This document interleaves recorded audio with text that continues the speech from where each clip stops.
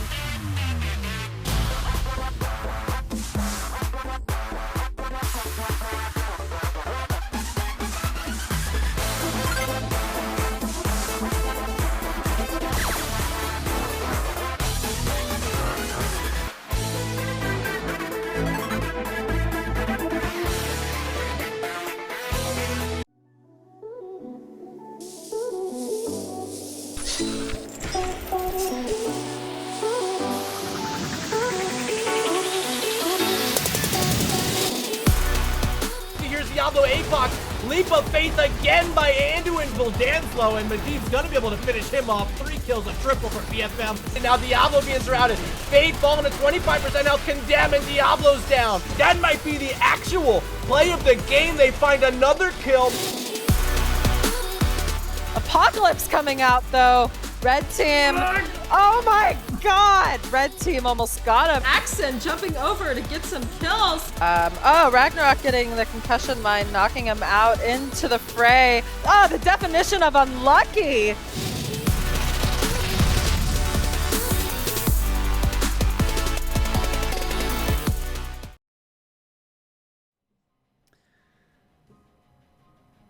And welcome to the NGS Game of the Week. Welcome back to twitch.tv/Nexus Gaming Series. I'm Murda, and I'm joined by my great friend, Slexia. How you doing? I'm pretty good. Excited to get into this match tonight. We're on the heels of a huge balance patch in HOTS, which is going to be interesting. But 2 great teams nonetheless for Division A East. Yeah, 2 fantastic teams. It's Team Happy Cloud, and it is Beast Coast tonight, as chosen by our fantastic analysts of NGS, and featured over on Nexus Edge just yesterday. Hopefully you guys got to watch that. I did play a pregame clip. If you missed it, make sure you go back and check that out, where Turd Herder and Ryokai chatted a bit about THC and Beast Coast and let us in on some of the secrets that we might see tonight. Slexia, heading into this matchup, who do you feel has the edge? You know, I have some biases, I guess, but but they're on both teams, so it's hard to say. I love Bernie Byrne all the way back from Nobo Esprouts days. Legacy is a good friend of mine, but I've seen consistency from the side of Team Happy Cloud, and they've, you know, been together in this exact stack for a while. So I think Legacy is rotating in onto the main or the main roster this season, which I'm not going to say is going to make it weaker, but you know, the synergy is there already for the side of Team Happy Cloud. What about you? Man, you know, I do see some quality players here on both sides of the map, and you know, watching these players in the past, I think I might have to lean a little bit towards Beast Coast. Could be some recency bias for me, as I've seen some of these players play in more recent memory than on the side of THC, but I think we're going to have a good match. Of course, we're heading in, and both these teams picking up a 2-0 domination in week 1, so a lot on the line here between 2 solid teams. Yeah, I'm excited. They're excited in lobby, not even letting us talk about this or speculate, just spamming ours. Let's load on in, ladies and gents. Game number 1. It's going to be Battlefield of Eternity, but quickly, let me recap our ban phase that happened tonight. Team Happy Cloud banned out Sky Temple and Alterac Pass, as Beast Coast took away Infernal Shrines and Towers of Doom. In this Game 1 Battlefield of Eternity, I wonder if we're going to maybe see that Artanis that just got buffed today. Well, you know, I was saying I took a nap today, so I missed reading the novel of the notes, but from what I understand, Amateur Opponent is no longer on the Tier 1 talent list, right? Oh, wait. So, you may be right. You may be right. I need to double check that. I did see he got some other buffs around his kit, but like his health, his health regen, his shielding, but Amateur Opponent, I believe, is impacted. No. It's not Amateur Opponent. They did remove Seasoned Marksman is what they took out. Oh, okay. All right. Well, he's still viable then. He's still viable. But instead, we've seen 4 bans already, and my green screen is scuffed. But you know what? We had some technical difficulties. Oh, that's me. Samaros banned Raynor, Greymane, and Sylvanas. Solid bans. I like the bans from the side of Beast Coast better here, but it seems like they're more targeted bans, or specifically the Samuro on THC, as you call them. But the first pickup is Li Ming. It's a spicy acronym. I had to use it, okay?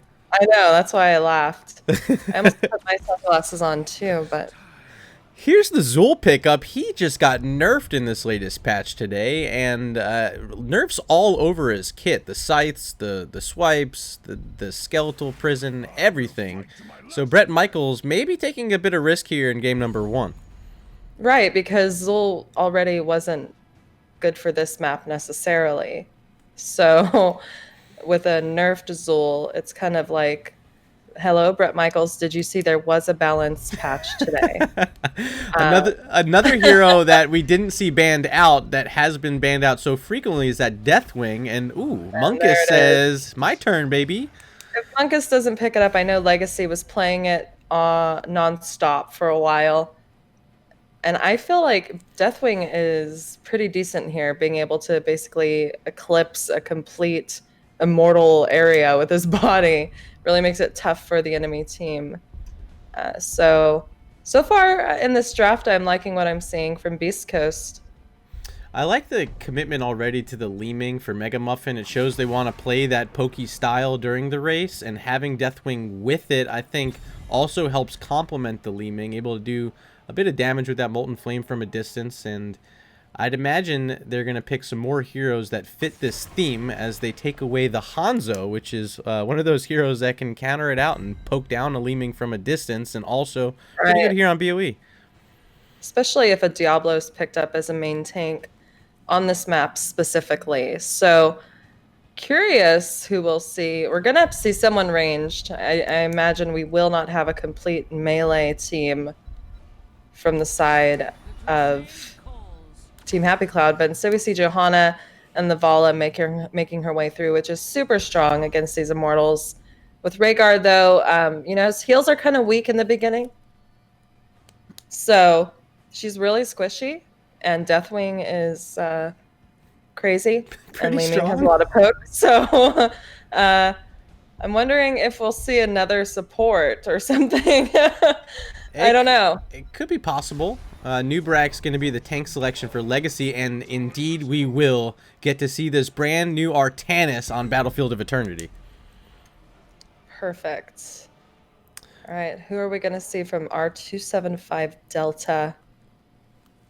Will it be a mage? Ooh, a mage. And which one's been strong? Maybe the Mephisto. I've seen a lot of him, and I think he can be pretty good in the race, especially if it gets late game at 20 with that Mimic pickup. Possibly. Maybe a KTZ. I don't know. Instead, it's Malthael. Okay, well, if you have 4 melee heroes just in the faces of the opposing team, surely Vala can stand back and free attack, right? Yeah, and this does give them a way to deal with the Deathwing as well. So maybe not a bad pickup. It will raise question as to who's going to be playing the solo lane. Is it going to be Zool or is it going to be Malthael? I think this means it's going to be the Malthael in the solo lane now. Yeah. Yeah, maybe the Zool was picked up without thinking they would even consider Deathwing, or maybe he was just picked up for his CC. Either way, I'm liking the draft from Beast Coast here. Well, let me know. Let me know in chat. Let Slexia know as well. Who you guys here cheering for? We have 9 viewers currently, and we want to make sure you're being involved just as much as all of us and these players. And let us know in chat. Who you here rooting for? Is it going to be Team Happy Cloud, or is it going to be Beast Coast? As we load into Game 1, Battlefield of Eternity in this best of 3 set week 2. After seeing the draft selection, Game of the week. Are you leaning a certain direction after seeing these picks? Yeah, like I said, Beast Coast for me. Okay. Especially, I mean, if we see an interrupt by the Nubrak, a swap from the Artanis, a blow up, you know. I don't know. I feel like we could see a lot. I feel like we're limited from the side of THC. But let's get into introducing them. I'll start with the blue side on the left. Playing for Team Happy Cloud, we have OJ Juice on Rhaegar, Sweet Buns playing the Johanna, Galaxy Quest on Vala, Malthael played by R275 Delta, and Zool played by Brett Michaels. And over on the red side tonight up front, we're going to have Legacy playing a Nubrak. Up in the sky, it's going to be Munkus playing Deathwing. Bernie Burn on the Stukov.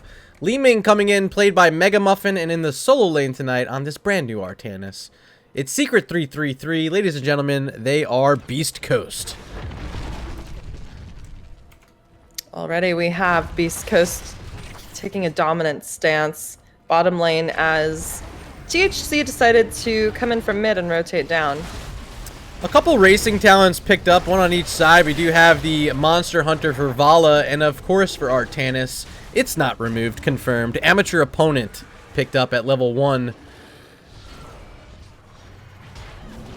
It will be the teleport build Aetherwalker picked up for Li Ming, and you can expect the magic missiles to come out later on, as that will increase her DPS onto the Immortal tremendously.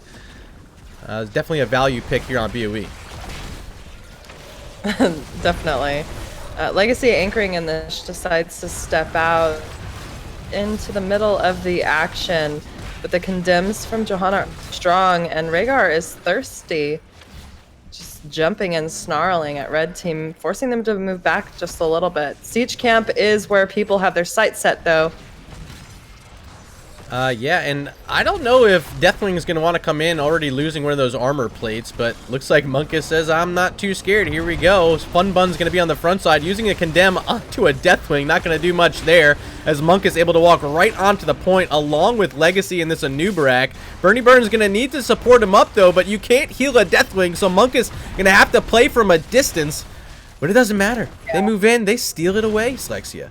And Brett Michaels couldn't even step forward. He was being zoned out by 2 members flanking from above, attacking the camp, so that Zul was pretty much non-existent for the entirety of that team fight. So another huge change happening with today's patch, the call for help anomaly with the tower shooting. They have been slightly nerfed, now not able to do quite as much damage. It's a 10% reduction, as well as the targeting prioritization has changed a little bit.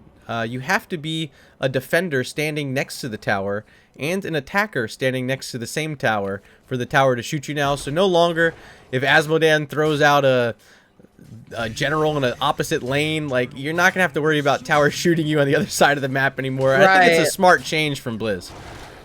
Yeah, I think it's something that wasn't possibly tested enough in advance and made it through, and it's like, yeah, that is a problem. Yeah, we'll fix that. Hold on a second. And they did it. So whoop-dee. I don't know. Whoop-dee. Whoop-dee-doo? Question mark. All right, we're 4 seconds until we have the Immortals here. Red team is looking to attack immediately, and they are burning this pretty quickly, but so is blue team. We are about even. Halftime's already here. What even happened, Murda? I'd imagine that's a lot of extra value because you have the amateur opponent Artanis. It's so strong, and they're going to try to turn it into a quick full Immortal here as the halftime phase pushes. It's just going to be Vala on the opposite side of the map pushing for THC, as Monk is playing this Deathwing, trying to play aggressive along with the rest of his squad to work down this Immortal. Well, the CC is real from Deathwing, but he is also very low, and I don't know. It's very close still with only the Vala on the other Immortal. Ooh. And we may possibly see blue team pick this up, and yeah, blue team will pick up this first Immortal. Oh, they might lose more, though. They already lost that Malthael as he got swapped in by Artanis, and now Johanna surrounded. She'll fall as well. Zul's going to have to think about running away, and absolutely will. A couple globes stolen away by Beast Coast, but it will be a 5% shielded Immortal in the top lane for THC. All right, well, I don't know if I could say it's worth, because it's just going to get chunked down really quickly. It just basically denies the Immortal from red side, and they are looking to be able to clear this rather quickly. It did manage to get 1 tower, and that's about it. Hey, 1 tower is 1 tower. And they also are going to pick one up in the bottom lane as well, pushing in with Zul here just up against the Artanis. The wall's down now, and the second tower falling very low. Pretty good value during the first objective to get through both these walls like that. Yeah, actually, you're right. Pretty good value. Red team is rotating onto the siege camp once again. Malthael is on the top siege camp, leaving no one in top lane. So we have 5 members of the side of Beast Coast down here in bottom.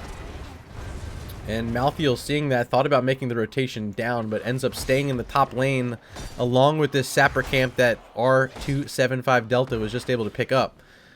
Might be able to get this last tower standing as Artanis still not here, making this rotation a little bit late. And it's going to be a lot of work to clear it. Look for the swap, barely missing onto Malthael that time. Well, this is definitely going to be a tower going down. I feel like it's getting pretty chunked by those camps, but it looks like we're in bottom lane. And it's just a tussle, a constant brawl. Monk is stepping forward pretty far. Sweet Bun's going in for that hot condemn. Big rotation, though. Malthael coming down, flipping over the Deathwing as the Molten Flame comes out. Mega Muffin low on Leeming, but everyone able to back away. No kills yet for Team Happy Cloud. All right, we have 10 seconds. Actually 5 at this point for this next Immortal. And blue team is posturing. They want to get this thing down. Red team will be rotating in though. Looking for, it looks like a swap. He hit the swap from the other side of the Bruiser camp, but Malthael didn't end up going through the wall. I figured he probably would have there. Here's a Cataclysm from Deathwing, not on top of any heroes. Instead, it's Artanis falling to 400 health, has to back out. Sweet Bun's trying to keep everyone steady. It's Leeming now with pretty low health, but no one on the side of THC able to step up and find a kill as of yet. I mean, they have a heavy melee comp, Murda. We talked about this. Yeah. They have to decide on a target and kill it. And that target's not going to be Li Ming.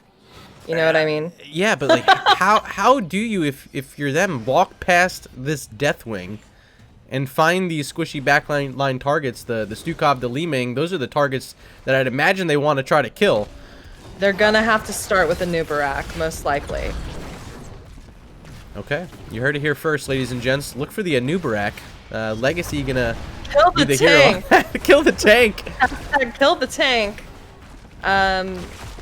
Because I feel like Deathwing will passively lose his armor plating and go down. He has been low several times. Bernie's OP, so good luck getting to him. He has slows, he has silences. And Li Ming just has too many escapes. You're gonna have to kill the tank. Well, both sides just sent their laners to clear out these Bruiser camps, as it appears as though Beast Coast was thinking about moving towards the enemy Immortal, but once again gonna back out, play it slow. Now level 10s for both teams. There's a great cleanse onto Vala. Galaxy Quest able to walk back into that healing totem, get some supporting from Rhaegar, as Malthael starting to poke in with the wave. It's Johanna now in trouble using the Iron Skin. Yeah, and this whole time I thought Galaxy Quest playing the Vala would never lose health, but she did. That huge Poison Nova coming out from Zul just absolutely is detrimental, and instead of killing the tank, we're looking at Bernie Burn looking so low with less than 300 health, backing up. Secret's even just backing right here next to this wall, and we're at halftime in favor of the blue side. So not only did we see the Poison Nova from Zul there, we also heard the Bloodlust rain down from Rhaegar. Still no kills, though, and it's got to feel bad almost 9 full minutes into the game and not finding that first blood. But if they're able to get this second objective, what does it matter? Just get the OBJs, baby. I mean, let's just see how this map was meant to be played without killing people. Once again, looking for the fight. Malthael's going to try to get on top of Deathwing. Here's Brett Michaels on Zul as well, starting to focus down that Anubarak a bit. Race is happening on both sides. Artanis in the top right now for Beast Coast, but it's going to be too little too late, as once again, Team Happy Cloud grabbing another Immortal. Well, I mean, I guess if you're focusing on the Immortal and just brawling, you really don't have to kill anyone to get that objective, and it's more shielded than it was the last time. This time headed to bottom lane with an actual massive push top lane, leaving only R275 Delta bot with the Immortal. I believe this fort may go down. We just have Mega Muffin defending, and top lane is where the action is at with the team members. Here come a few more, and Deathwing from the sky as well. Cocoon comes out onto the Vala. Good burrow charge there, but the cleanse from Rhaegar are going to keep Galaxy Quest safe for now. Fort defended, but they do end up losing their fort in the bottom lane. Immortal still on the map with about 30% health. Yeah, and here's the brawl again. Legacy going in for a stun, using Burrow, and this time a huge blind comes out from Artanis, but there is just huge chunking damage onto Monkus, Secret, and Bernie. Last Rites used with no kill. Well, I really like thing, the way Three Buns is playing this Johanna. Another thing used there again, it's the Bloodlust for the second time. And once again, won't end up netting a kill for THC, but they are able to grab this siege camp, and they've been winning the objectives, so I don't think it matters. Like you said, just figure out a way to win this map. You don't need the kills. If you're going to do it with the objectives and these merc camps, so be it. Yeah, well, it looks like red team is wanting to clear this camp top lane, push a little bit, maybe get some of the fort for themselves, but blue team is already deciding to go ahead and pick up that bottom siege camp, which was formerly dominated by red team. Instead, I mean, I think we need to see Beast Coast commit to a lane and a structure here, and they're giving up on this top fort already. Just the Zool in defense, but pretty strong wave clear, able to handle these waves pretty quickly, but not going to necessarily be able to help finish off that fort anytime soon. There's going to be a bruiser camp coming both directions, and the one from Beast Coast will be sent up that top lane where that fort still remains. But we got to think about this objective and what the ramifications could be in this bottom lane wall for Beast Coast. They're going to have to pay respect to it. Will that mean Artanis is left to clear it out and maybe give up some time racing on the Immortal? They'll probably send Malthael. Oh, I'm sorry. Yeah, you're right. Malthael's on the blue team. Artanis is going to have to stay. And, I mean, blue team is just too good at burning this thing down quickly. Legacy is looking very low coming in, and there is a massive amount of damage going on to Brett Michaels, who is backing up with literally 190 health, and Monkus is looking to fall here. That is the first kill of the game for the side of Team Happy Cloud onto the Deathwing. Only took 12.5 minutes. And speaking of half minutes, we're at halftime. And Artanis is here. Zool is not. We're going to have to see a defense most likely. I mean, the Vol is going to have to be dived. I think Legacy needs to go back onto her. Instead of just cocooning her, maybe a commitment to actually killing her is what we need. But Mega Muffin instead is the one taking so much damage here as Hungering Arrow just swirls around his body. Yeah, last right's still available. Bernie. That was it there as Deathwing falls. Bernie Burns able to back out. Stukov still alive. Needs a bio kill switch like now. Mega Muffin so low, Legacy as well. And if Stukov doesn't have that cooldown, they're going to have to play safely for at least a bit. Yeah, they're going to have to play safely. Their health is just chunked. Li Ming being more aggressive, going in, throwing orbs. I mean, blue team knows that they have the resources to defend here with not only their health bars, but their damage.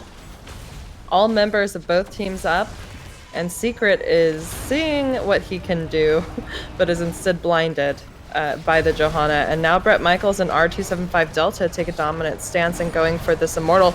There's the Bloodlust again, and the Bone Prison onto Nubarak, and hashtag kill the tank has been executed here as this Immortal is getting chunked down by the blue team, and they're going to get this third Immortal once more. Here it is.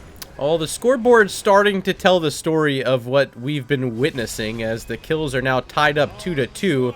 Team Happy Cloud starting to really put their foot down and bring it to Beast Coast here, winning all 3 objectives so far. And now picking up the last 2 kills, they're going to look for even more onto this Artanis. Secret 333 throws out the blind, but can he get away from the Vala arrows? No! Picking up the kill is Galaxy Quest, 3rd of the game now. And with this Immortal on the map, there could be a lot of structures falling soon. Yeah, that was a thirsty chase, but definitely netted them that kill.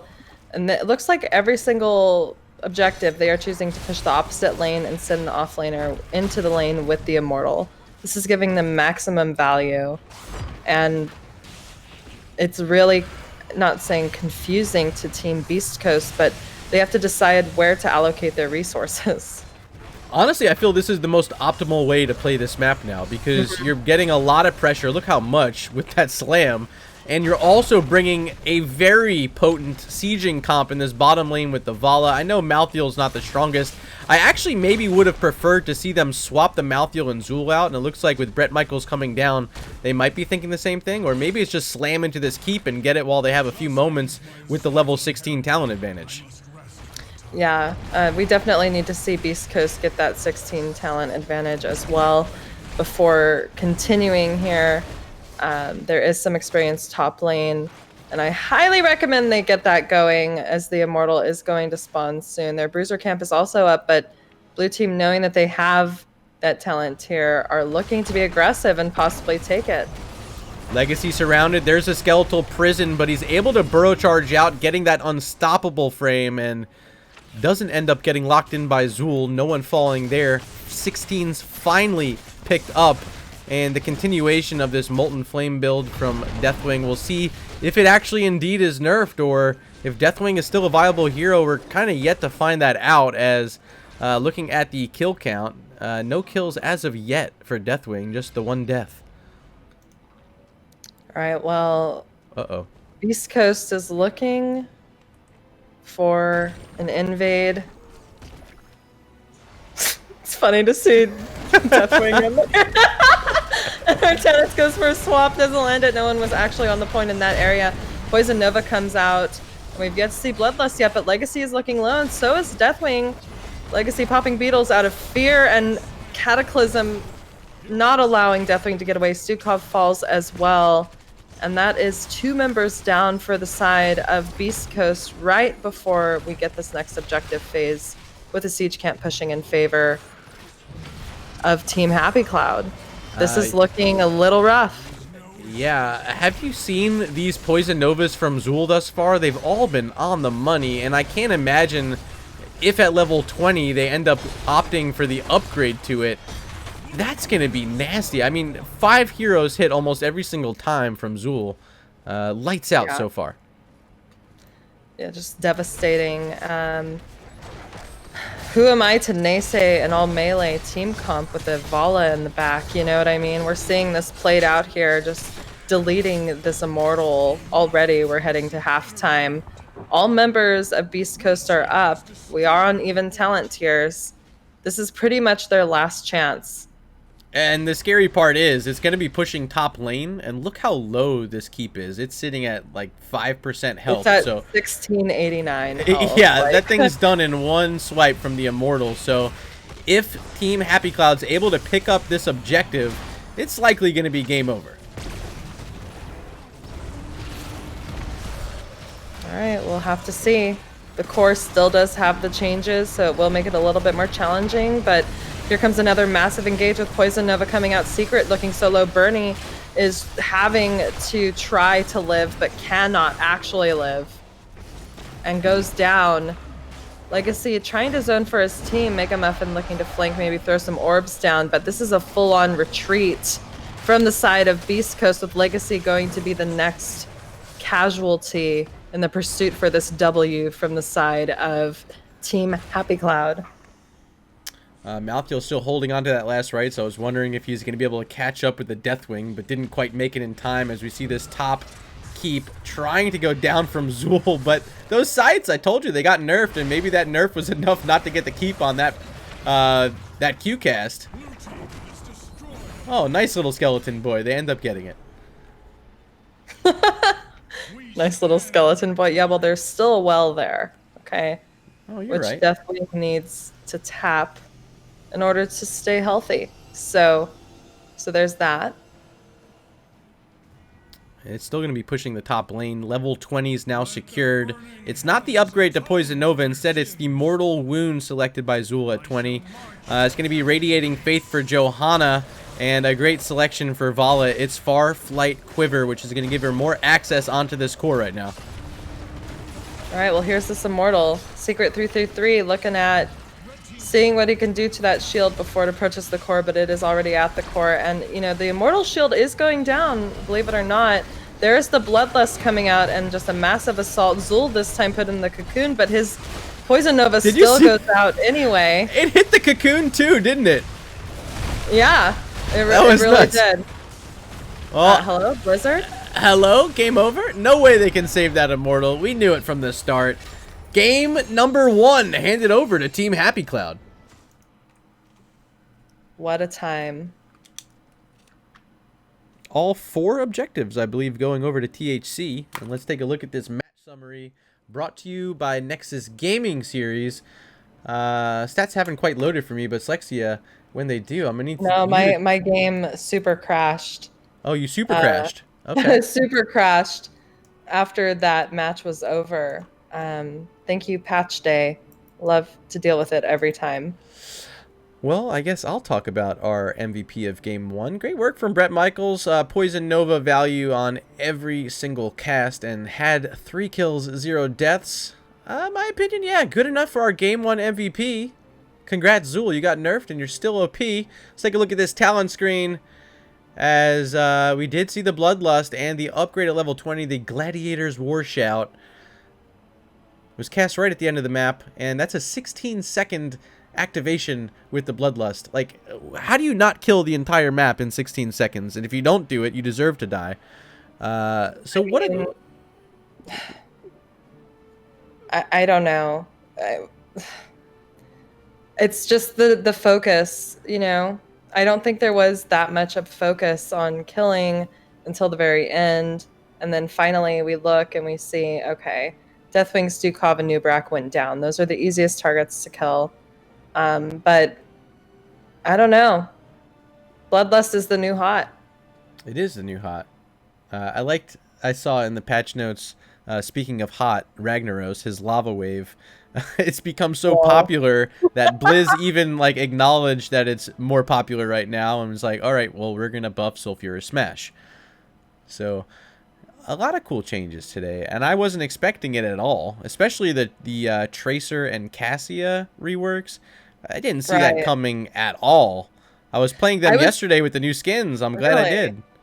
I was kind of like thinking maybe they would, because why just those 2 heroes? No one plays them anyway. You know what I mean? Then all of a sudden there is the rework. Like I was like, okay, they have to probably do something to make people want to even buy these skins. I mean, the skins are cool, but you know, I really like the theme, like the Greek theme. Yep. I kind of wish there were more heroes that got the theme, because I'm pretty cool with it too.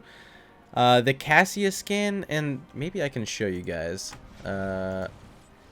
Let's find it here. Let's see. Heroes, Cassia, skins, that new.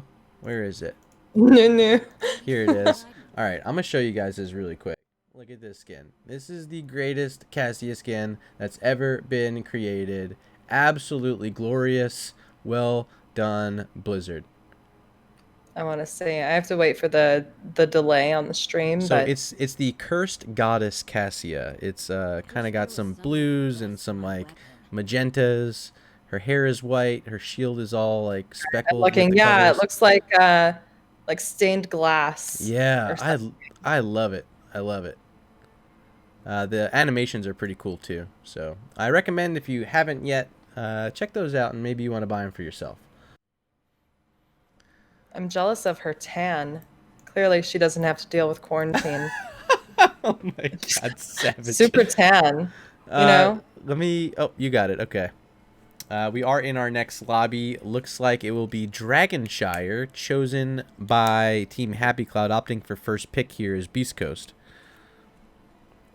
You know, I would be less concerned about the Zool on this map just because of Poison Nova being more valuable on... Battlefield of Eternity. So I still wouldn't ban it if I were Beast Coast. What about you?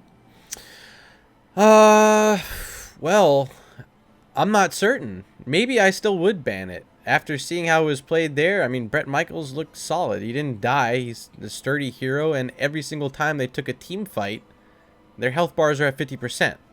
So... is Zool still good? Maybe. I mean, they didn't nerf his heroics, from what I can tell. I don't know. I think it's really his sustain. And when, honestly, in retrospect, thinking about it, they had 4 melee heroes. If Zool does get any healing at all, and he isn't focused, like, he's good on whatever sustain he has, nerfed or not, right? That's true. So I don't know. Oh, here's draft. Sorry, my bad. Didn't mean to talk. Hello. Oh, we just got this Dragonshire draft started for you. Red team's gonna be banning first. That's Beast Coast. Wondering if they're gonna stick with the Greymane Sylvanas as their first two bans. I think a Rexar ban is what you go for here, unless you're planning on picking it up first. Yeah, I think winning that top lane is definitely the most important aspect of the map. If it's the Rexar you're worried about, you definitely want to ban him out. Oh, there's another RE hero. It's Rhaegar. Bloodlust in game 1 felt too strong, they say. Ban all the orcs. There's Samuro. Can I get another orc? Is it going to be the Rexar? No, it's Greymane. Rip the trends. Still opportunity here for a Rexar ban, and I'd take it. I mean, it's up to Team Happy Cloud to ban it if they don't want Beast Coast to have it. Unless they have no intention of picking it up whatsoever. Right. I don't know. The game 1 they banned out the Rainer. Do you ban out Rainer here? Maybe not. You can't get for the map. For the race, right? On a target ban, Okay. most likely. And Zul this time being just insta-locked by Secret 333. And will we see the Rexar on the side of Team Happy Cloud? Instead, they pick up the Deathwing. All right. Well, there's Just no trading heroes, right? Yeah. A draft swap. Hey, you guys want our keyboards and mouses too? Yeah, hold on. Let's play remote me in and let me just play for you. They don't ban the Rainer. Instead, they pick it up with their second pick. And you already see, look at that. Greymane banned out by Beast Coast makes the Deathwing a little bit safer, but they can still take a few heroes that deal percent damage. Mephisto's a great selection. Not necessarily for killing the Deathwing, although maybe? I guess it can do a lot of damage to I mean, Deathwing. if Deathwing does rotate down to that bottom area of the map for a team fight, yeah, definitely. Johanna with her blinds is a good answer to the Rainer. Also, just a solid tank in general. Who will the final ban be? Is it something like a Malthael or a Tychus? Yeah. It is a Malthael. So, definitely the only route they could have gone there with that ban. Take out the hero that you're worried most about, and it's got to be the last rights. It's got to be the Malthael. There's a few more heroes out there. You mentioned the Tychus. I think also Leoric could maybe see some play here if Beast Coast is comfortable leaving the Zul with the team. I think maybe the Leoric could fit in. Might be difficult, but it's a thought. I'm not sure. It seems like they want to have that Zul in the top lane, but I mean, it's purely speculation at this point. We're going to see the next two pickups for the side of THC, and it's Malfurion Blaze. So I feel like we may see like a Burst Mage also as the final pickup from Team Happy Cloud, but really I can't track their patterns in drafting, and instead over here for Beast Coast, Sylvanas gets picked up. Always strong, especially against towers, even if the changes are different. And Bernie picking up that hot Andy.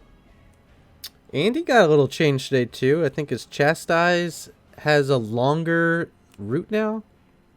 Might be a talent though. It might be, yeah. I think you have to talent into it. But he got a few changes. I don't quite recall. If you guys at home know, let us know in chat. Final pick. Right, it's the Tassadar.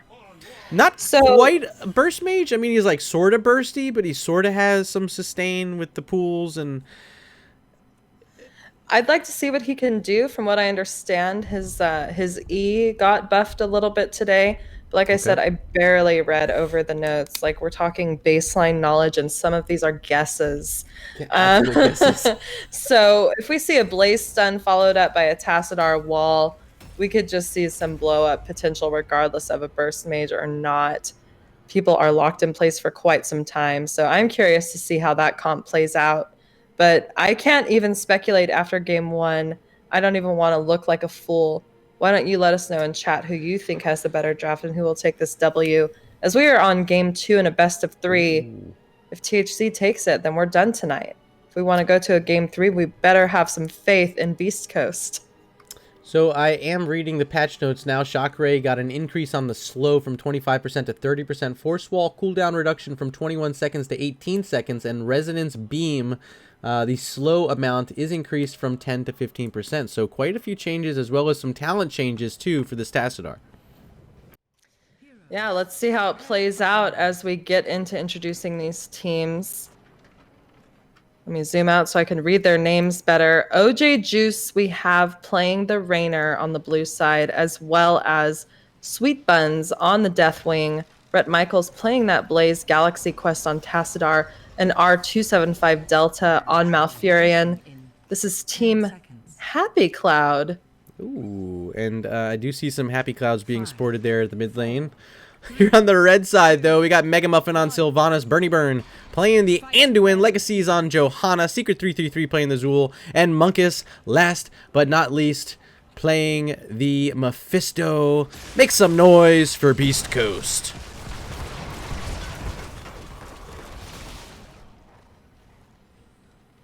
Zool picking up the backlash at one, pretty aggressive, but also pretty good up against a Deathwing. Will deal a full 12% of their maximum health. So you'll love to see that when you got a big boy in your face. And interestingly enough, Sylvanas going with Unfurling Shadows, the stacking quest, which I don't know. I don't know if there was some sort of buff to it, but I thought that was the oldest build. I guess we'll find out. No hate, just congratulate. Just kidding. All right, red team rotating mid lane, getting that clear. They're pretty mobile here. Siege camps are up, and Rainer is already on the side of the blue team, picking up their siege camp. Brett Michaels just walled off, not able to consider contesting the siege camp pickup by the red team, which is hilarious. And it will be a slight lead, I think, for Beast Coast, but here comes an invade. Blaze gonna jet propulsion in, warping out is Sylvanas as they got the camp just in time before Blaze showed up. Now here's Zool, Skeletal Prison onto Malfurion. A lot of damage coming, but can they get that kill? Looking for it still is Mephisto and Johanna, and that will be first blood. Make it 2, because at mid, Blaze falling as well by the hands of Sylvanas. Rip. Both siege camps in this bottom lane, but red team able to take a dominant stance onto this point. Deathwing's already taken the opportunity to pick up that top shrine, and Secret is wanting to get that for himself. Deathwing is a little slow, you know, he has to just kind of walk everywhere, so he's making his way. I haven't seen the dynamic and how it's working so far, but it appears as though Secret 333 in the top lane just comfortable clearing the wave and then heading back to mid, doing the double soak duties as his team is grabbing those precious mercs in the bottom lane, now sieging onto this wall. Here comes Mephisto through the shade, trying to get that Lightning Nova off. Roots coming from Malfurion don't hit anything, actually scratch that. Johanna's Iron Skin expires, and Legacy walks right into him. He was getting hit by the towers, though, to be fair. And I'll be fair then. Okay. In this bush. I like this strategy of just, okay, no matter what, Soul, just double soak, we'll hold bot. We want to get as much pressure as we can with these siege camps down here. Both heroes now rotating towards mid, Deathwing and Zool, as this fight's still continuing in the bottom, looking for the jet propulsion with the Pyromania active is Brett Michaels on Blaze, but didn't get the stun. Not going to help his team find a kill as of yet. Rainer playing forward, looking to put the damage onto the Sylvanas, but now turning focus to Johanna. Monk is also low with the Mephisto, but I don't think anyone falls here. Maybe Anduin. He will. And interestingly enough, we have a weird scenario where Deathwing himself goes inside of this dragon that is debatably smaller. It's smaller. It's smaller. And head straight top with it. Zool was too low mid lane to contest the Deathwing taking that Dragon Knight, and the first objective goes over to the side of Team Happy Cloud. 1710 in chat saying that the Tassadar wall stopped the Blaze charge, didn't get what would have been a massive stun. Hate to see it. And yeah, you hate to see it when I completely missed that, so I apprate you helping us out and giving us the play-by-play. Happened more than once. it happened down near the siege camp, and I'm guessing it happened also bottom lane, or maybe he's referencing the siege camp invade. Either way, the lower cooldown on that E does make it kind of hard for a divey team to get what they want. The dragon popping out of the dragon, and now it is a bigger dragon, and this one has even more fire. Even more fire, even more stuns. Imagine if Deathwing's Molten Flame was a cone. Oh my god. That would be unfortunate. They probably tried it. Oh, but Mega Muffin getting just absolutely tossed around by his own escape, and then that life grip, or rather leap of faith, by Bernie. And here is just a lot of static electricity chunking down the red team, and Munkus decides to get in the middle of blue team with Bret Michaels actually looking low. That is, I think, a sneak peek at what we can expect with these team fights. Just uncertainty and chaos. Well, you talked about unfurling shadows at the start of the match, and already at 46 stacks is Sylvanas, so it's a pretty quick start. We're only 5 minutes and 20 seconds in, and having that many stacks this early is definitely a good thing. It's only going to get better from here. Picked up at level 7. Blaze, yeah. Absolutely, yeah. I mean, certainly a contributing factor is you have a big body on the other side who's having to play in this 4-man rotation because it's a main tank Blaze, which you don't often see. All right, well, both teams are picking up these bruiser quests, or bruiser camps. Sorry, Galaxy Quest rotated to get vision on it, so I called it a bruiser quest. New name, I think so. And there is an ultimate used light bomb, blows up that Tassadar. We do not have to worry about those walls any longer. I believe Mephisto's ultimate was used as well. Shrine's active in about 5 seconds. Top lane's going to be in control of THC. Raynor and Deathwing here working on clearing out a bruiser camp as their own camp's about to be pushing onto this very low fort here. Sweet Bun's going to also throw out that Molten Flame onto it, clearing out the wave. And this will absolutely be our first structure of the game down. Yeah, it is going down for sure, and this bruiser being picked up by the side of Beast Coast will put some pressure on bottom lane. Not sure if it will result in capturing this structure completely, but it definitely will help that cause. Zul will not be able to even consider taking top back until this bruiser is dealt with. And instead, we're going to see an outnumbered fight down here bottom lane with Mega Muffin getting chased down by OJ Juice and Sweet Buns, not able to be with his team. Legacy moving on the point. Iron Skin through the task wall. I don't know how that's possible, but I just saw it happen. Monk is trying to push back, but the Archon from Galaxy Quest, oh so strong right now. There's a great Blessed Shield. Light Bomb follow-up onto the Blaze, but now Deathwing Cataclysm from above, setting all the heroes from Beast Coast back behind the wall. They'll be safe, but what a play by Sweet Buns, potentially saving the day there. I think he popped his Unstoppable at just the right time, as there's, I believe, a slight delay on the wall now.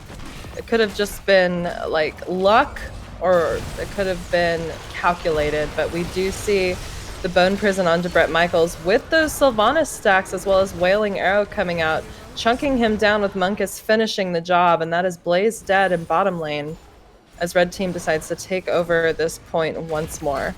So is Mephisto chunking, or at this point can we say he's chunking? Because looking at our damage numbers, that's not the button I wanted. Where is it? Here it is.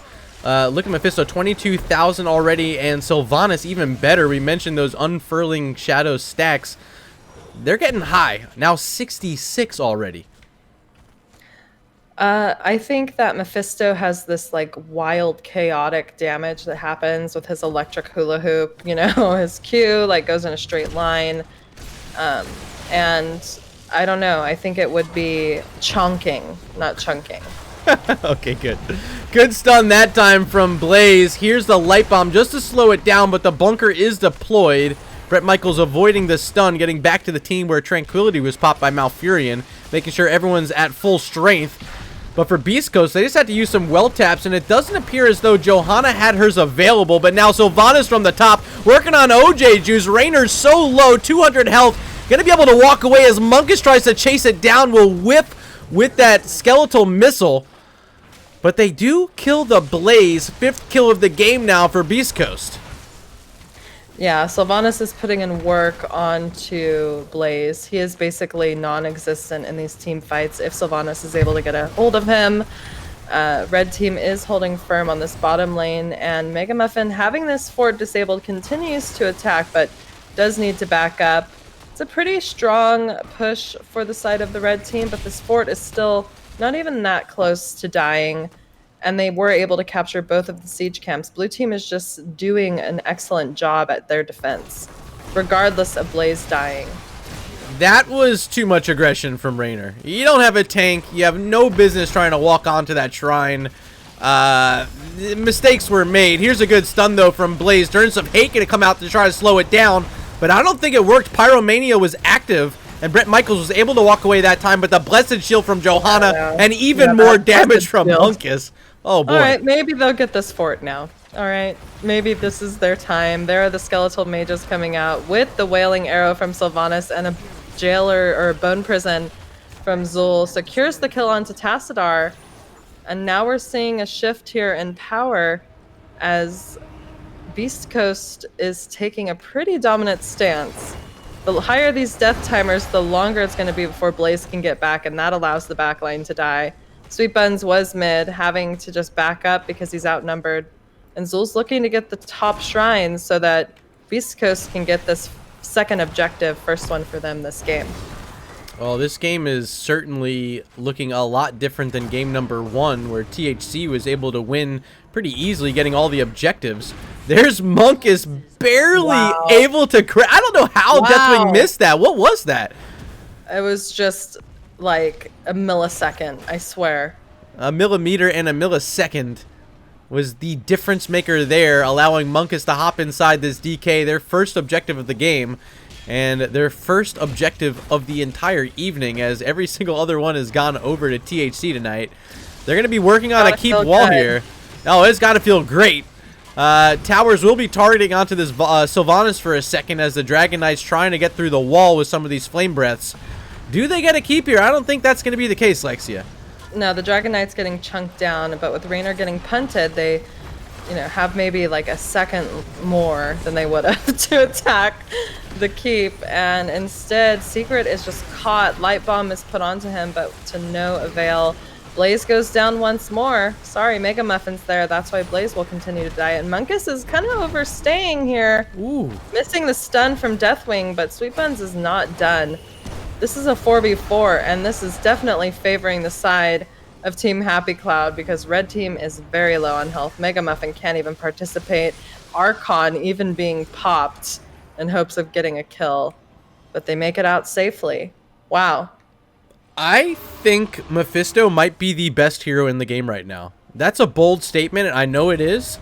But after seeing what he's been able to do in some of the Heroic Division and Division A matches recently, this hero is just sick. Monkus is, I'm not going to say playing poorly. He's definitely playing well, but I feel as though the hero is just making it look that much more impressive because of how quick these cooldowns come offline every single time in these team fights. Just reduction after reduction and big spread after big spread.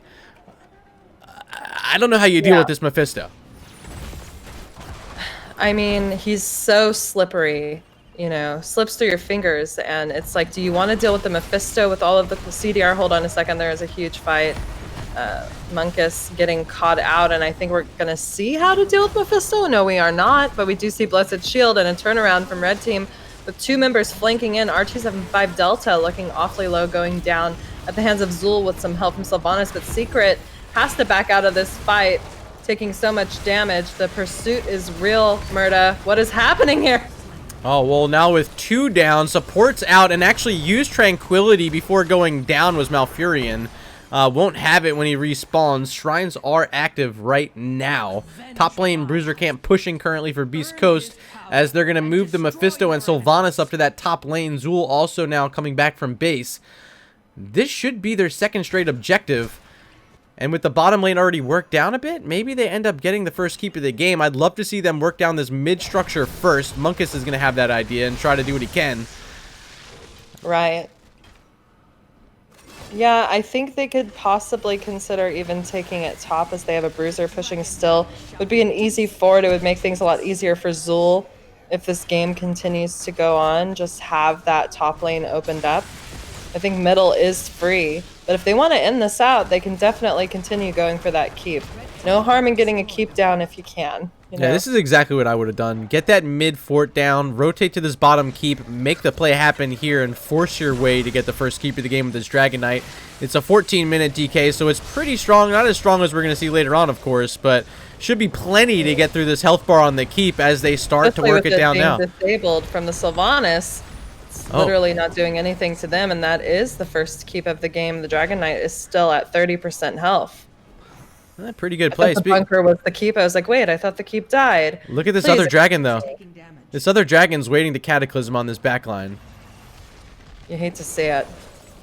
Level 20s are here, though. Will be Mimic for Monkus and this Mephisto, which is going to do a lot more damage onto the core. Here comes that Cataclysm, but it's a little bit too far forward. As Bernie caught in it, though, as he's rooted. Did you see the damage? Just one cast, and it's like the whole health bar from Mephisto. It's too much to deal with. Look at this Mimic. It's nuts. I mean, red team doesn't want to give up. They do have 2 members down. And now you give Monkus up. does die. Yeah, it's time to back up. So that 60-second death timer for Mephisto will be plenty of time for them to get level 20. But OJ Juice, you cannot afford to die here. You need to be safe on this Rainer, as Sylvanas is going to try to chase in, and I think she gets the kill. She does. Now it's Galaxy Quest in trouble on this Tassadar, but he's got the safety of that keep in the mid lane to run to. Beast Coast ready to escape. Yeah, and definitely rotate to these macro objectives as only 2 members of the blue team are up. Sweet Buns may harass from behind, does throw his Q out, which chunks a lot of health down. Not even gonna lie. But we have the siege being picked up and 5 seconds on bottom bruiser. Red team may continue with their macro capture game. And about 30 seconds for their bruiser. Top lane, like, we could just see these rotations before the next dragon phase. Level 20 is so close right now for Team Happy Cloud. They should be able to get it at mid, where Malfurion's trying to soak up a little bit. And in the bottom lane, it's Blaze and Tassadar, as Deathwing still in the top. Gonna have to worry about that shrine in 15 seconds, and they haven't been able to win an objective since the first one here on Dragonshire.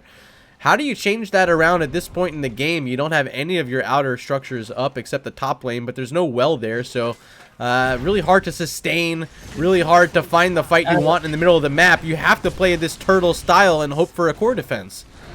Yeah, and you really have to decide, do we want to kill the Sylvanas who's chunking our tank, or do we want to kill the Zul or the Mephisto who's chunking all of us? You know, I would maybe focus the Sylvanas, who has died 0 times but has 8 kills this game. And 133 Unfurling Shadow stacks. That's enough to do, yeah, a full health bar on some of these squishies. Malfurion, you better be careful. Even Deathwing, if you're getting low, that Sylvanas will kill you in a heartbeat. And here it comes. Cataclysm to escape. Also cut off the team approaching that bottom lane. There's Endurance of Hate onto a bunkered Blaze. Backside now, it's Galaxy Quest trying to threaten them back with that Twilight Archon. Here's the Tranquility trying to keep everyone alive from Malfurion. But can they keep Tassadar alive? Yes, they can. It's crazy that they can, considering one of these heroes is the actual Dragon Knight fighting in this team fight. Excellent job. I think maybe biggest Galaxy Brain move there was Sweet Buns doing that Cataclysm. It cut off the entire lane. Like, you couldn't walk past without walking through. And that slowed everyone from Beast Coast down. Now Monk is trying to re-engage at their fort, but I don't think we're going to see too much more in this fight. Ultimately, a great defense from Team Happy Cloud. Absolutely. I mean, that was a Dragon Knight playing as a hero, and they defended. It got literally nothing done except for a member of their own team killed, which was Johanna, their tank. They have 20 seconds to play with here, and Zul is already on that bruiser. And it looks like blue team, or I'm sorry, Zul is on that bruiser, which leaves them outnumbered. And there's a leap of faith onto Monkus, who will make it out, it looks like. But this is going to be another fort down. by the looks of it, from the side of Team Happy Cloud. They are relentless in their push, and this game to me looks like it can go either way at this point. There's a massive cleanse and tranquility again after Durance was used with Mephisto in this game again, and this time we do see 2 members of blue team go down with Cataclysm, and I don't think Blaze is going to last much longer. OJ Juice also taking a fall. That's 4 members down as I eat my own words thinking it's anyone's game still. Beast Coast just dominating that team fight. So not going immediately to the core. They're going to stop off at the siege camp, presumably afraid of a Deathwing defense, or maybe they just want a little bit of extra firepower. Wave's going to be back a bit, so there goes Johanna just to clear it up and send this catapult forward. The rest of the team now moving on to the core. Here comes Deathwing from the sky. Mimic from Mephisto doesn't get one of those lightning novas onto the core, so shield's still standing for now. Sweet Buns trying to stall it out as long as possible, looking to kill the Mephisto first. Ooh, it's risky to be at this core as Mephisto using his shade, not knowing when these AoE core things are going to happen, but he dies, and Sweet Buns is doing an excellent job at just harassing these members. Now we have 2 more members back up, but it's unfortunate because that core is down to 0, and we will be going to a game 3 as Beast Coast takes game number 2 in this best of 3. Crazy times. Absolutely crazy, and I have to now credit our analysts for selecting this game as our game of the week. Anytime you get a game 3, it's definitely a good match. This one, no different at all. Absolutely, though, MVP has to be Mega Muffin. Over 160 stacks on Unfurling Shadows by the end of it. Picked up 9 kills, just the 1 death, and over 100,000 hero damage. Well done by Mega Muffin. Let's take a peek at this Talon screen and see if anything's sticking out here as being impactful. I mean, just really look at it. Unfurling Shadows. That's all you need. Damage permanently increased by 0.5% each stack. Yeah, 160 of those, that'll do. Yeah, you know, I'm a naysayer still. I feel like Sylvanas could have done a lot even without the stacks. Definitely did a good job though. Chunked that Blaze down. But I mean, no one focused Sylvanas. So she's free to do whatever she wants, plus she's so mobile, able to escape. Yeah, Once so the often target's dead, like, ugh. Yeah, and so often coming in on the flank side and just running right to the back line, threatening the Rainer, threatening the Malfurion, even the Tassadar. And like you said, you mentioned the Blaze taking so much of that W damage that even Bret Michaels didn't feel safe at all. So Sylvanas is definitely an impact hero and certainly going to be a hero paid attention to during the ban phase in game number 3, at least I'd imagine. I mean, typically Sylvanas is banned, but wasn't even thought of, I don't think. Wipeout is so excited in chat, saying BC taking it. One of the best fanboys there is. What's up, Wipeout? They not only were taking it, but they absolutely took it. A couple were they chunking or were they chonking? They were doing both. Sylvanas was chunking, Mephisto was chonking, and Zul was sitting pretty, I guess. Really not too much having to worry about there. Like, he was just, all right, I'll deal with this Deathwing in the solo lane. You guys have fun. All right, well, we're going to get into game 3 as soon as we get this lobby. Well, actually, in the meantime, let's take a short break. I'm going to play a few clips for you, including our Patreon advertisement for Nexus Gaming Series. If you want to contribute to NGS, make sure you head on over to patreon.com/Heroes Nexus Gaming Series. And also, we're going to have a short advertisement for the ladies of the Nexus, our fantastic ladies who stream for us on Saturday nights right here on twitch.tv/Nexus Gaming Series. So we'll be back in just a moment.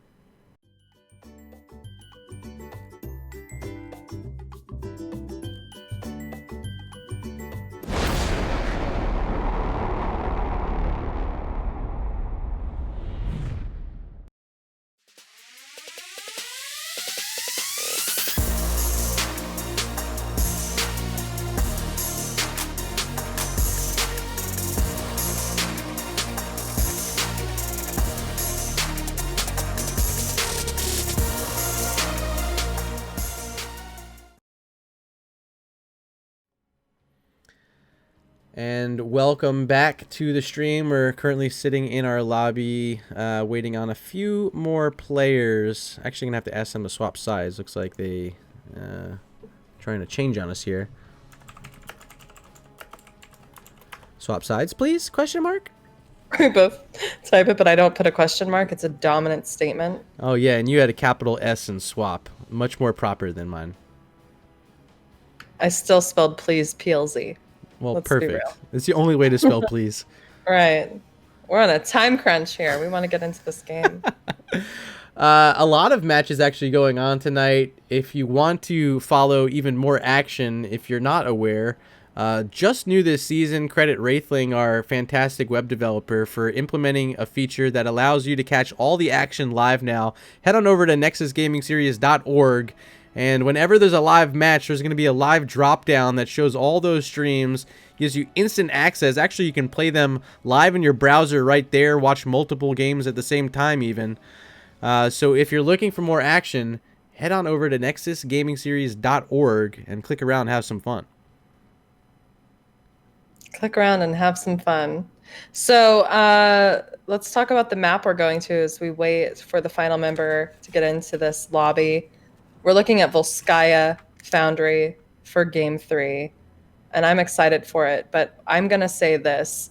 Why can't we just go back to banning Deathwing Zul? I think both teams would have a lot more fun if we just stuck with the meta bans from yesterday. You know what I mean?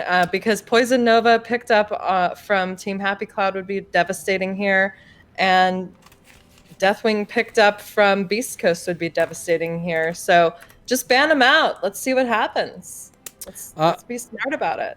Yeah, not only that, but we've had to see the Samuro banned out twice tonight, which is taking away one of those meta bans because you're using it on a target ban. So does Team Happy Cloud adjust that Samuro ban here in Game 3 and take away something like the Zul? We haven't seen it yet tonight, so it's going to have to be here in Game 3, if ever. You might want to consider letting it through, and the only reason I say this is because this map is very, calculated in how you play it. You rotate mid to top, you get the turret when that spawns, you get on the point, you get 7 while you're on the first objective, one team or the other gets the support camp. It's pretty easy to understand how this works, but I will eat crow as Samuro is banned and instead Rhaegar is banned. So, hey, let's just live in the Wild West, and someone's going to get Zul, someone's going to get Deathwing, and God forbid someone get both of them. And it's still the Sylvanas, and if you're Team Happy Cloud, you do not give up that Sylvanas again. They're going to ban the Grey main, so I'd expect maybe the Sylvanas first pick, or if the Zul's available, it'd be the Zul first pick. But Zul now being gone, I think this has to now be Sylvanas. So, if we see Sylvanas picked up by blue side, that does take it away from Mega Muffin. But instead, Sweet Buns picks up the Deathwing again. I don't know if that's the one I would have taken. Because you just saw what happened in that last one. Sylvanas wrecked face. It's going to be Rainer, though, for Monkus. Johanna, which he does just get now, then we're going to have to see a tank that isn't Johanna possibly face that Sylvanas. And with as much damage as he was pumping out, I can't think of another tank that could withstand that kind of damage, even though there are tons of tanks like Murda pops Avatar. Maybe we see Mal'Ganis sleep the entire point. Not sure, but we're going to see Brett Michaels pick up the Mephisto this time, denying that from the side of Beast Coast. So that's a pretty decent play with an Ana. Nano boost. Hello. Spicier by the second. Yeah, great selections. We do see OJ Juice playing the support, and I believe, if I'm not mistaken, was playing the Rainer in the last game. So role swap, perhaps, or maybe signaling a double support of sorts coming up here. Well, Sylvanas was indeed banned, but this time it was actually banned from the side of Beast Coast. Yeah, they have the Rainer. They can't take Sylv with Rainer, I guess. They don't want double. No, you never know. Yeah. Depending on the main tank, They pick up another Blaze main tank. If it wasn't broke, just kidding. All right, so here are their their third and fourth picks. Bernie's Deckard Cain, talked about on Nexus Edge, looked at, plays quite the Deckard Cain. Excellent on these points, especially using Sapphire and Ruby, just locking people down, bursting people up with heals. And there's a Malthael, not banned, instead it was Zeratul. So we're going to see Malthael slip through. Yeah, second time tonight we're going to see the Malthael selected to deal with a Deathwing. Last time it was on opposite teams, though, where Malthael was played by Team Happy Cloud and Deathwing was played by Beast Coast. So we'll see how those heroes swap teams. Last two picks here for THC, it's Vala and Mal'Ganis. Yeah, I speculated maybe it would be a Mal'Ganis. You know, sleeping the point. Oh, but a KTZ pickup. Wow. Okay, sleeps for days versus CC for days from Deckard and KTZ. I like the KTZ in response to Mephisto, if and only if Secret's going to be able to find where those shades are launching from and land the roots every time Galaxy Quest comes through the other side. Right. If you can't do that, I don't know how much I like the Kel'Thuzad because of the Deathwing. It's going to prevent a lot of obstacle to link some heroes together and might not pay off by the end of it. But we'll see how KTZ handles Galaxy Quest Mephisto this game. Yeah, I am very curious.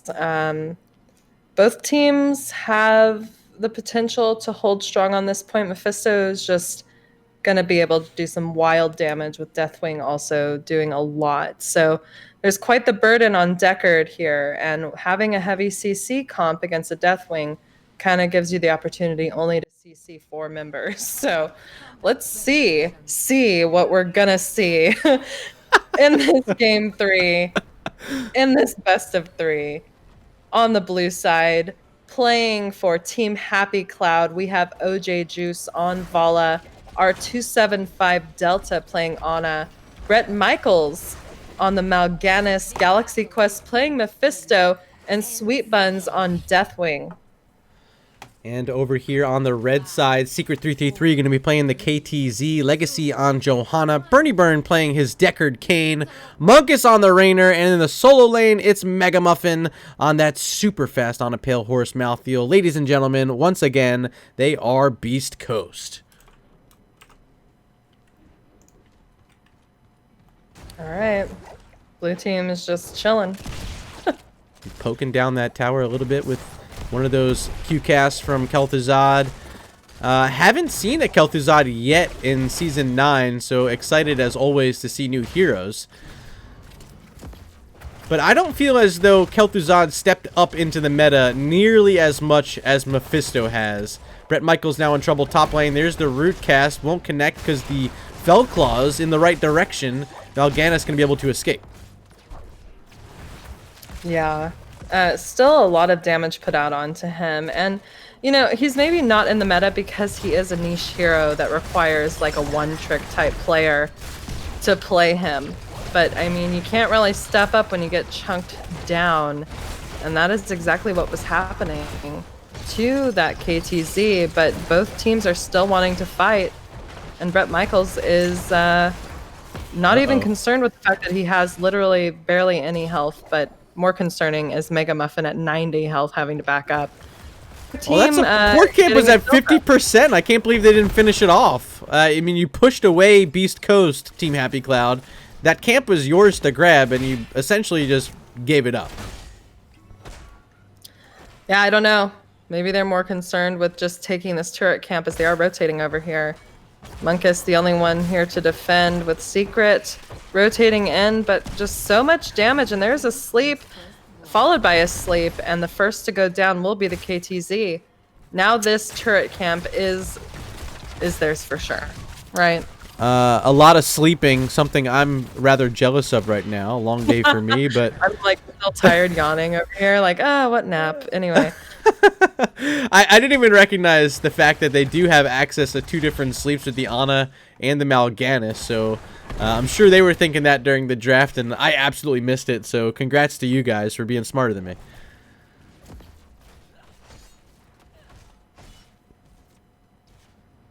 Will be a turret pickup here. All right, so they're going to have, what, 2 turrets in their pocket for the side of THC. If I have 2 turrets, I'm fighting over the support camp. I don't care. You want to come in and fight me? We're dropping 2 turrets and we're going to get kills. Like, no fear in this instance if I'm on this team. Especially on the other side, Kel'Thuzad. He's only at 3 stacks right now on Master of the Cold Dark. You want to fight this team while Kel'Thuzad's half a hero. You don't want to wait till late game to be looking for fights. Of course, you have the lead 1-0 on kills. But the XP, yeah, you're behind by a little bit. So you got to look for it early here if you're THC. Well, they are looking at getting an early stance on this point from the side of Beast Coast, and it's weird how passively blue team is playing. Maybe they're just looking for 7 before they go in with these 2 turrets. Never mind, Brett Michaels is going in. Here comes Sweet Buns as well, taking their stance. Secret being targeted and chunked down. Will die again, and Legacy still on the point, using his D to back out of there. So it was just a delayed capture, I guess. Well, they're definitely finding Kel'Thuzad. Secret playing forward and hasn't been safe yet. 2 deaths already. But how do you play safe as a Kel'Thuzad? You only have the Deckard Cain there. You're going to need potions nearby. Not something you can get pulled away like the Anduin was able to help in game number 2, where we saw Beast Coast take that victory. This time, going to rely a lot more on your own personal positioning. Right now, it's Ana who needs to worry about it, landing in 2 separate routes, but still able to walk away, but maybe going to fall here to Mega Muffin. Yeah, nice pickup, but will pay with his life. 1-for-1 trade. OJ Juice, though, going to make it a favorable trade now for Beast Coast as the fight continues. Yeah, 2 members down for THC and 1 down for Beast Coast. This gives the advantage to Beast Coast, who on this point are a little timid. Sweet Buns at full health, chunked down a bit in the armor plating, but literally zoning out all of the red team, who is instead deciding to get their turret camp as they have 99% on this objective and 69 for THC. Now all 5 members, both teams, are back. First turret camp as well that they've been able to get all game. It's in the hands of Raynor currently as the objective point. This King of the Hill battle style currently in favor of THC, channeling up towards their own 99%. But you got to believe Beast Coast is going to come in here and contest right before the end, and here they come. Yeah, Mega Muffin had to go tap. He was very low. Brett Michaels, though, getting into the entirety of the backline for Beast Coast. And now there are 3 members versus 4, and there is a good set of chains landing as Legacy is in the mix, in the middle. Brett Michaels looking low. The Herodric Cube, followed up by that CC, will secure the kill onto Mal'Ganis.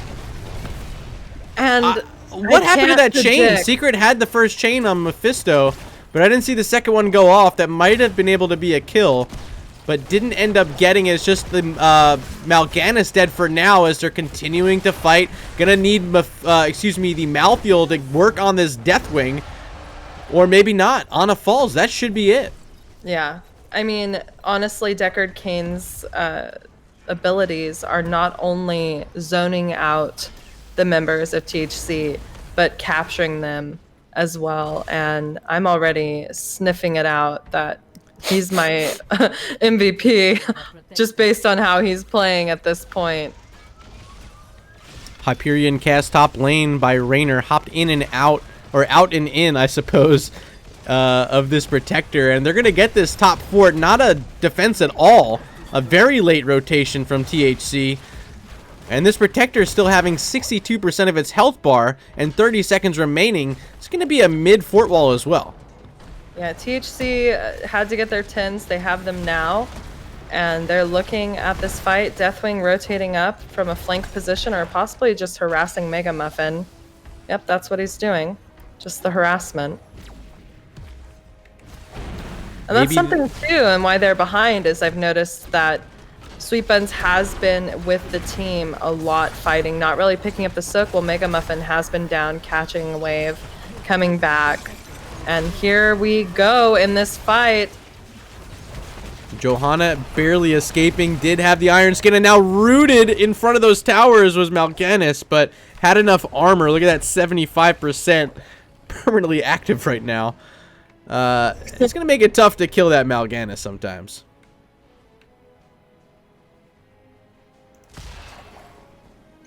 Tough, but not, you know, impossible.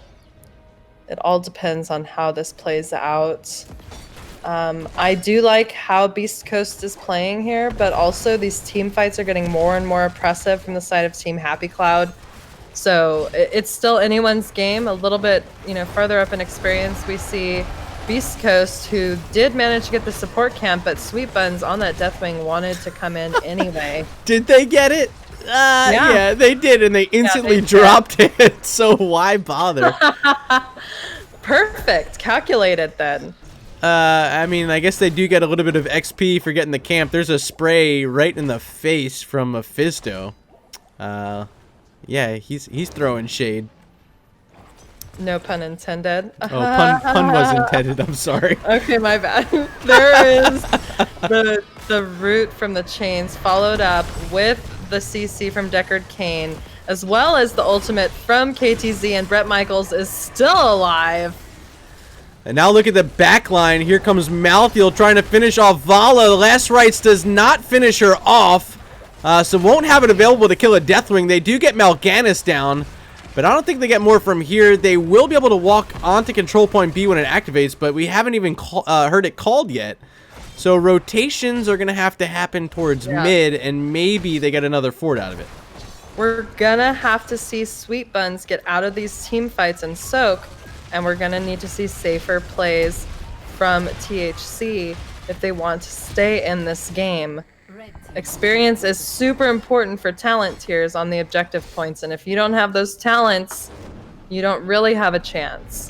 Well, we're getting closer to 16, and we are 2 levels down for the side of THC.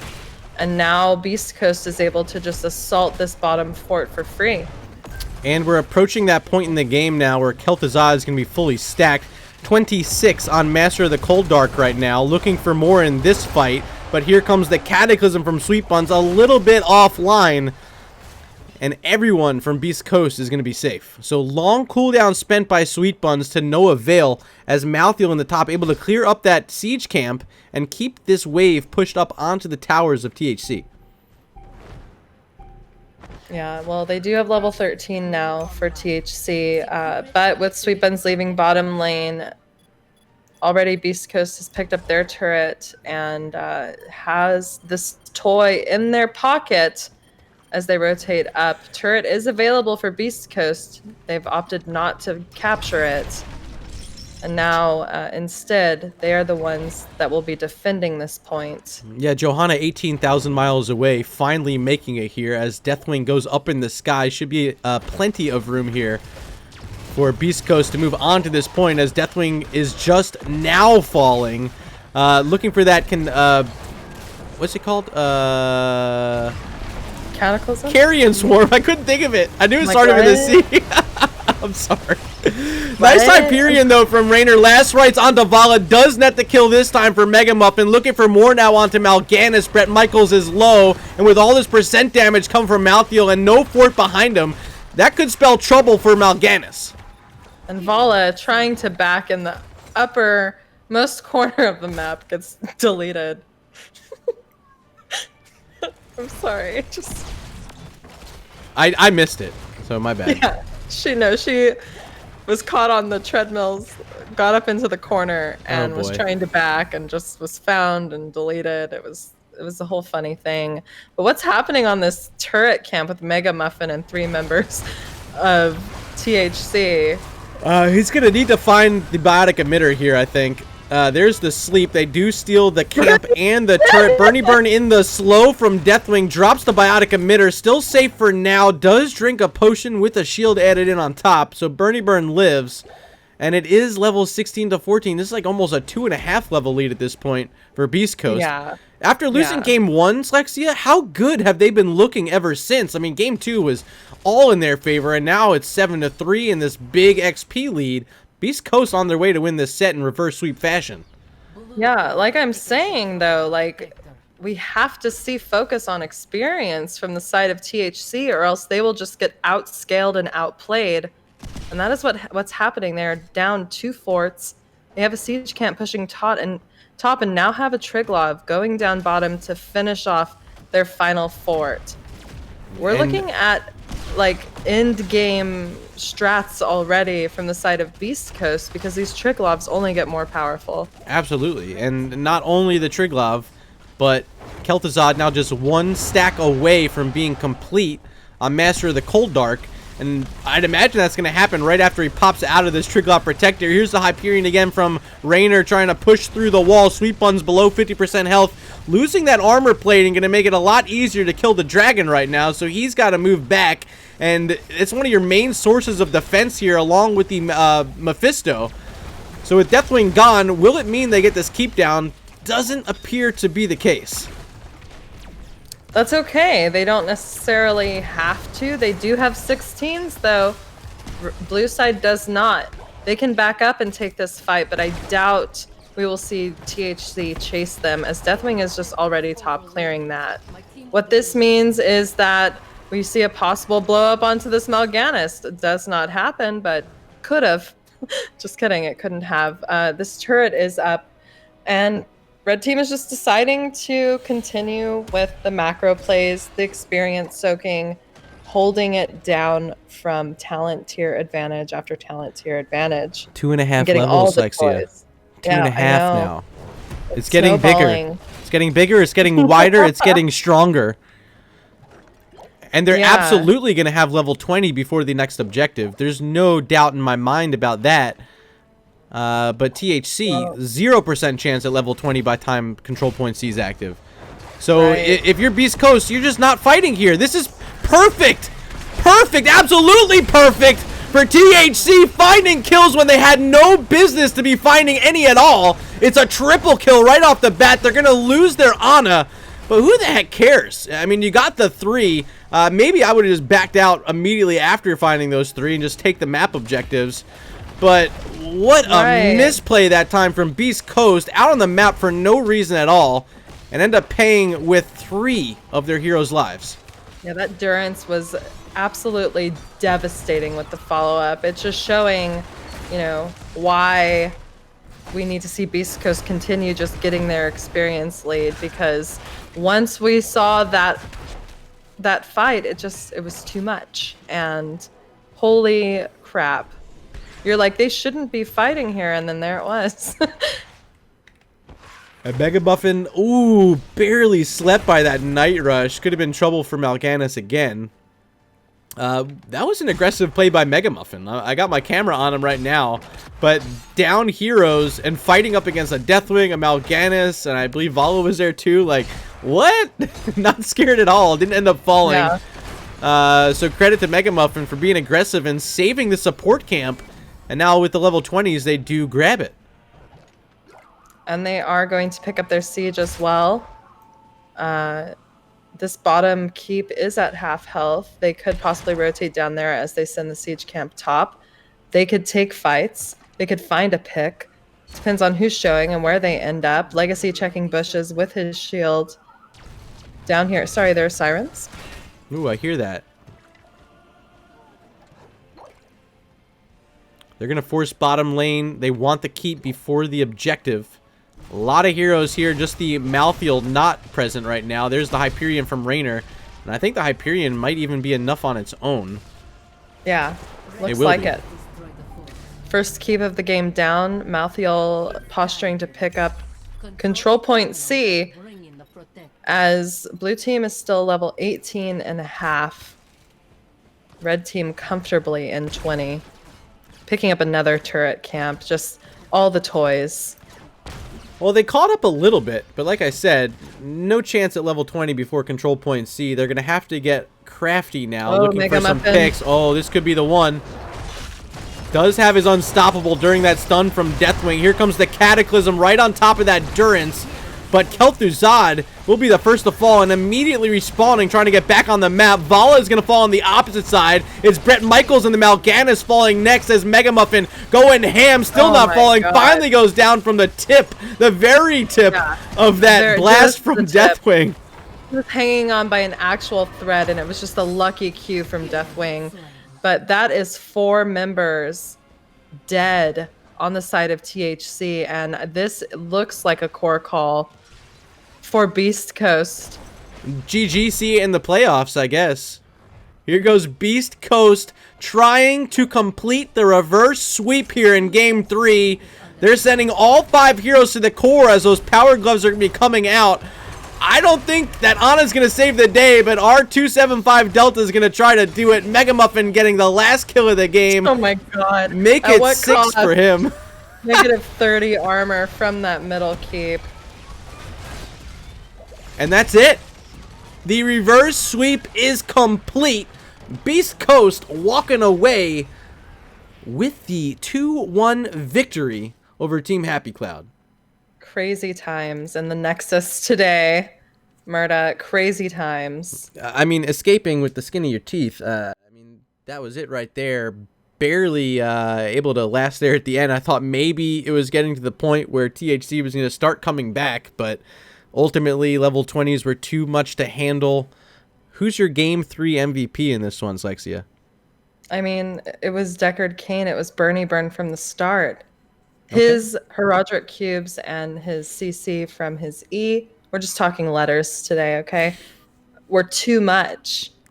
And also, Mega Muffin, I'm just going to say, did an excellent job. But let's talk about Legacy's siege damage and the constant pursuit of soaking. Absolutely. Like, we're looking at an all-around just excellent team from Beast Coast here. But yeah, Bernie Burn, the meek, the benevolent, gets my MVP. I think you're right. Deckard Cain was great, and Bernie Burn really playing well all night. It was a shame that we didn't previously give him a nod in one of those other games. Did just get a follow coming in, that one from Pato Feliz. Welcome, and thanks for hanging out with us this evening. We're going to be heading on into an interview with the captain from Beast Coast. Monkus is waiting for us over on the NGS Discord. So Slexia, I'll join you there, and I'll see your face in just a minute. Cool.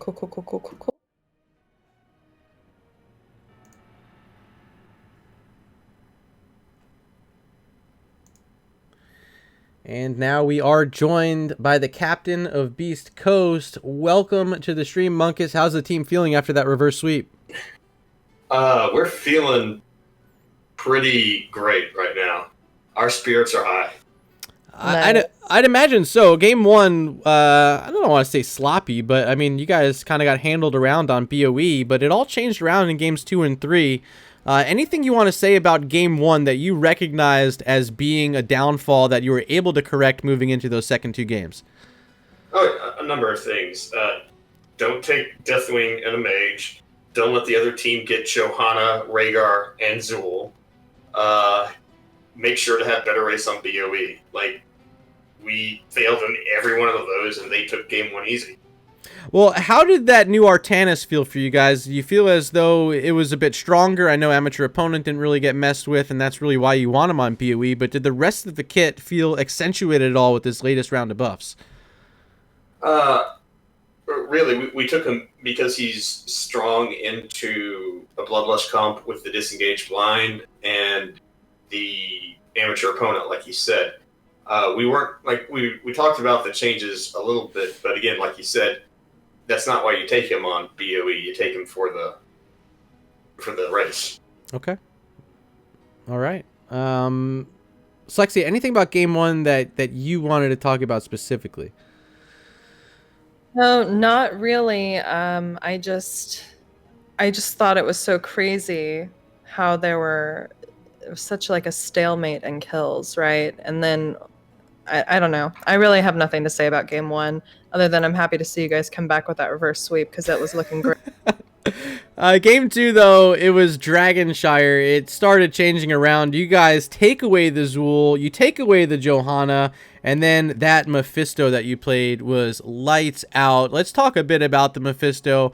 I mentioned during the stream that I think he's probably the strongest hero in the game right now when you see what he's able to do like that. What's your perspective on the hero?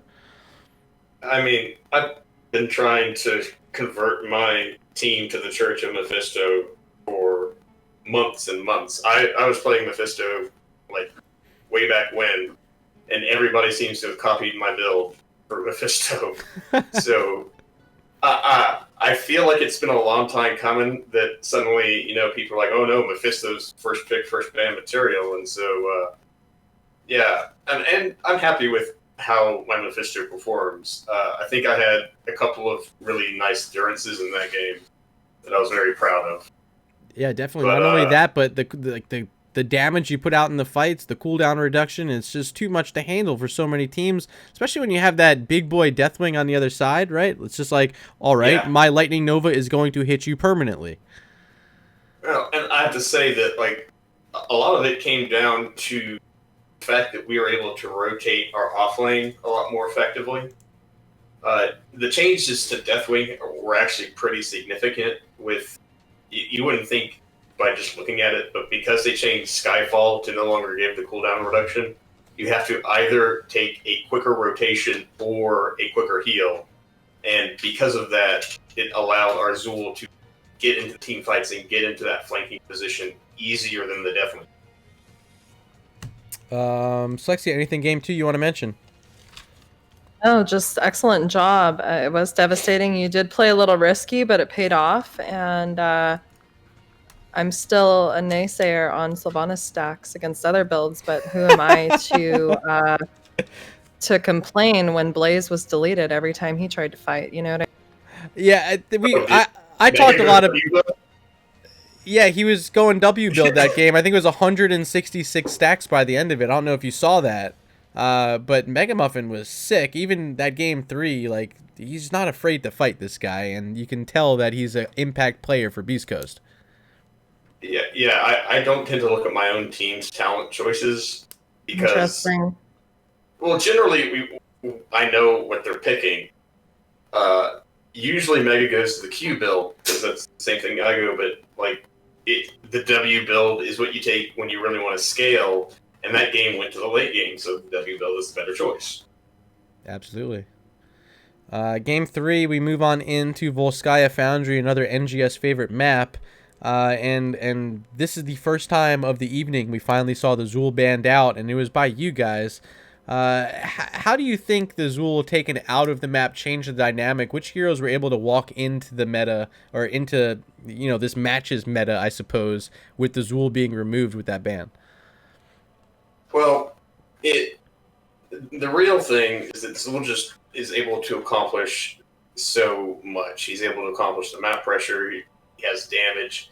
He has percent damage. He just has a lot of tools at his disposal. And because of that, it lets our draft be a little bit more open on our options to counterpick their draft. Because if they first pick Zool, then there's nothing that we can do to be like, okay, they've picked Zool, now we do this, because they could do anything with that. I agree. I think that's spot on. But ultimately, you guys ended up going with the Kel'Thuzad. Any comments on why you brought him in? I assumed it's a response to the Mephisto specifically, able to root him in after the Shade. What was the plan there with the Kel'Thuzad? I mean, have you seen the way Secret plays Kel'Thuzad? That was the plan. Oh, hey, we have Kel'Thuzad. Okay. He was really squishy in the beginning, and we thought maybe he wasn't as viable. But if we're being completely honest, at least me, you were on the Malthael, right? I was on Rainer that game. You were on Rainer. Whoever was on Malthael, Mega which I Muffin. can't even remember now, Mega Muffin, did an excellent job. The fact that you guys had, I mean, not the only reason, but it seemed like your ability as a team to just keep that experience advantage is what won you the game. I don't even know if it was the KTZ, if I'm being completely honest, but just the fact that you guys had the talent to your advantage. Yeah, 2.5 levels at one point. Here's the thing. I played that game. I don't know how we came out that far ahead, because we like to say that KTZ isn't a real hero until he gets 30 stacks. Mm-hmm. And he didn't get 30 stacks until 13 and a half minutes. Keep. Until the keep went down bottom lane. Yeah. Yeah. Yep. We noticed that as He went backwards to get that stack and nearly died. And I was like, okay, sure, get the stack. Yeah, he came out of the protector and was like, wait, I'm at 29. I'm going for it, guys. And it looked like you guys were running away. And he ended up landing the icicle with the chain onto Mal'Ganis. And it was, hey, there's 30. Didn't get the kill, but 30's worth it. Oh, Yeah, squeaky door. We need to get some WD-40 over there. I thought it was a dog. Not sponsored, by the way. Yeah. It was a dog, and then I opened the door so that the dog could get out. Alrighty, well, let's wrap this up. Monkus, any shout-outs you have for us? Anything you want to say to this live audience we have for you? Sure thing. First, going to give a shout-out to my team. I'm super proud of these guys. They did an amazing job. They did not get discouraged. They did the reverse sweep, and, it feels amazing. I'd like to give a shout-out to our sister team, Arrogant Nephilim. They're a bunch of great guys playing in, I believe, Div B West this season. And go ahead and give a shout-out to the team that we're playing next time, which is Party Time. Because, we're looking forward to that game. Well, hey, I got to cast Arrogant Nephilim just 2 nights ago. They won in a Game 3 as well. So I got to see both of you guys this week win in a Game 3. That's exciting. Congrats to the org there, and best of luck moving forward throughout this season, Monkus. All right. Well, thank you all for casting. I really appreciate it. Pleasure's ours. All right, Slexia, I'm going to join you in a call again. Somewhere here. Join call. Hello. Welcome back. Hello. So, Slexia, yeah, I got to apologize. We didn't quite get the green screen perfect today, but next It's okay. week... We were off to a late start Yep. because of my quarantine nap and the fact that we couldn't get our audio to work. Yep. We're good. It's fine. But next week, I promise, we're going to have better production value here for the Game of the Week. I do want to say a special thank you to Turd Herder, Ryokai, Linehouse, the entire crew, including Key and all the analysts working on Nexus Edge, providing us with that pregame show. We had about 5 minutes of talk from Turd and Ryokai before heading in. If you missed the pregame, make sure you scroll on back, watch that little clip. And make sure you're tuning in weekly to Nexus Edge. It takes place right here on twitch.tv/Nexus Gaming Series. Slexia, any last words before we close out this evening? Thanks for having me as usual. Game of the week, super spicy and exciting. Happy we went to a Game 3. Week 2 was just amazing. And if you don't know who I am, see, I can't even talk. I need coffee or something. It's like I didn't take a nap. I slept for the night and woke up and I'm casting, but it's dark out. What year is it? If you don't know who I am Slexia. Check me out on Twitter at Slexia3 or, on Twitch at twitch.tv/Slexia. Murda, what about you? Like, who are you even? I am Murda. I'm actually wearing my Regen shirt. If you didn't know, founder and OG person of Regen, also board member for NGS. So if you have any questions, feel free to stop in, DM me, say hello. You can find me on Twitter at MurdaRG and also on Twitch, where we are full-time streaming right now. twitch.tv/MurdaRG. I'd love your support there, just as Slexia would appreciate some support over on her channel. Next week, we're going to have another fantastic Game of the Week for you. Probably going to be in one of the lower divisions, I'd imagine. But our analysts are hot on the trails of some fantastic matches for us. So until next week, we will see you then. Yeah, we'll see you then. And that's about it. Well, sayonara, guys.